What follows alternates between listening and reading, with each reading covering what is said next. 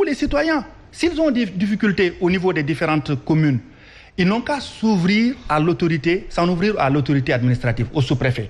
Et le sous-préfet, je sais, prendra la bonne décision. Tout à l'heure, ils ont dit qu'il y a des sous-préfets qui livrent des certificats de résidence. S'il y a des difficultés au niveau de la mairie, moi je préconise que le sous-préfet prenne la responsabilité de donner des certificats de résidence. Et on avance. Alors, une question qui ne peut pas manquer sur le plateau de l'essentiel, parce que c'est autour de l'essentiel et on ne parle que de l'essentiel. Alors, aujourd'hui, quelle sera la démarche du Parti démocratique sénégalais? Est-ce que vous avez pris la décision d'aller en coalition ou d'aller seul aux élections locales?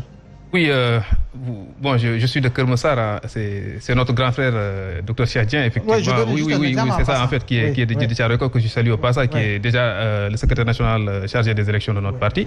Et le parti s'est prononcé récemment sur ça. Le Parti démocratique sénégalais, le président Doudouat de l'a rappelé, n'est jamais parti en élection seul. Nous concevons que, effectivement, les grands ensembles aujourd'hui, comme le président Abdoulaye Wade l'a dit, les grands ensembles aujourd'hui sont effectivement... Vous êtes arrivé au pouvoir avec une coalition. Oui, nous sommes arrivés au pouvoir avec une coalition. Nous avons toujours expérimenté ces coalitions.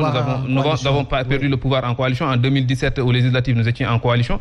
En 2019, malheureusement, nous ne sommes pas partis aux élections présidentielles. Mais ce qui est clair, c'est qu'effectivement, le Parti démocratique sénégalais ira aux élections locales à travers une coalition. Nous sommes en train de travailler sur cela.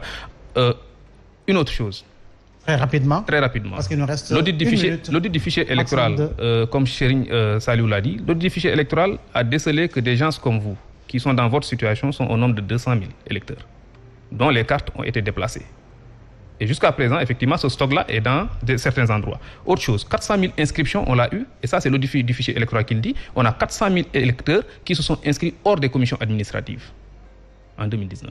Et il faudrait effectivement qu'on puisse aujourd'hui aussi se dire qu'il y a possibilité que des gens s'inscrivent hors des commissions administratives. D'où la nécessité et l'importance d'avoir souligné le cas, effectivement, des commissions administratives fictives qui ont eu lieu. Donc je voudrais dire juste, et ça c'est l'appel, que les gens corrigent tout cela pour que l'espace politique ne puisse pas être encore en ébullition parce que ça n'arrange personne au vu de ce contexte sanitaire. Serigne Saliou, pour éviter de vous appeler Baïzal, je vous donne 30 secondes. C'est 30 secondes, je les donne gracieusement à Thierno. Voilà, alors Thierno, vous terminez par quoi exactement? La coalition Benno Bokk Yakaar, vous le savez, hein, c'est la plus vieille, en tout cas en termes de longévité au Sénégal.